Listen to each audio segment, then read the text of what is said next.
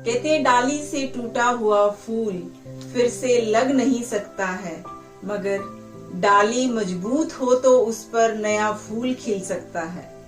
उसी तरह जिंदगी में खोए पल को ला नहीं सकते, मगर हौसले व विश्वास से आने वाले हर पल को खूबसूरत बना सकते हैं। तो ऐसी ही एक खूबसूरत कहानी, मैं एक गृह प्रवेश की पूजा में गई थी। पंडित जी पूजा करा रहे थे।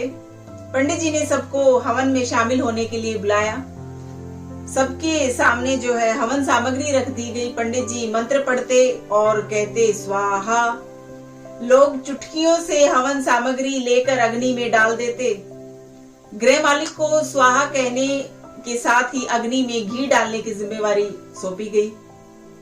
हर व्यक्ति थोड़ी सामग्री डालता, इस आशंका में कि कहीं हवन खत्म होने से पहले उनकी सामग्री खत्म ना हो जाए। गृह मालिक भी बूंद बूंद करके घी डाल रहे थे। उनके मन में भी यही डर था कि कहीं घी खत्म ना हो जाए। मंत्रोच्चार चलता रहा, स्वाहा होता रहा और पूजा पूरी हो गई। सबके पास बहुत सारी हवन सामग्री बची रह गई। घी तो आधे से भी ज्यादा आधे से भी कम इस्तेमाल किया। हवन पूरा होने के बाद पंडित जी ने कहा कि आप सब लोग जो है जितनी भी आपकी सामग्री बची है उसे अग्नि में डाल दीजिए। गृह स्वामी ने भी यही किया। उनको भी यही कहा गया कि जो आपका घी बचा हुआ है वो सारा हवन कुंड में डाल दीजिए। एक साथ बहुत सारी सामग्री और घी डालने के लिए जब कहा गया तो सारी चीजें जब हवन कुंड में एक साथ डाली गई तो पूरा घर धुएं से भर गया। वहां बैठना मुश्किल हो गया और एक एक करके सभी कमरे से बाहर निकल गए। अब जब तक सब कुछ जल नहीं जाता कमरे में जाना संभव नहीं था। काफी देर तक इंतजार करना पड़ा। सब कुछ स्वाहा होने का इंतजार करना पड़ा। वो धुआं तब तक थोड़ा बहुत छट नहीं गया, अंदर आना मुश्किल था। मेरी कहानी यही रुक जाती है।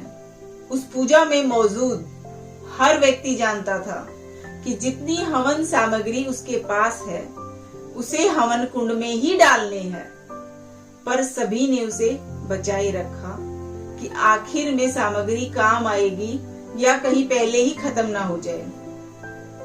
ऐसा ही हम भी करते हैं। यही हमारी फितरत है।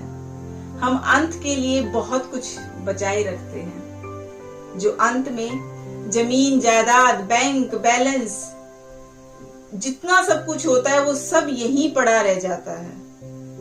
जिंदगी की पूजा खत्म हो जाती है और हवन सामग्री बची रह जाती है। हम बचाने में इतना खो जाते हैं कि यह भी भूल जाते हैं कि सब कुछ होना यही इस हवन कुंड के हवाले है और उसे बचाकर हम कहीं नहीं लेकर जा सकते। तो बचा के करना क्या है? बाद में तो वो यही सिर्फ धुआं ही होना है।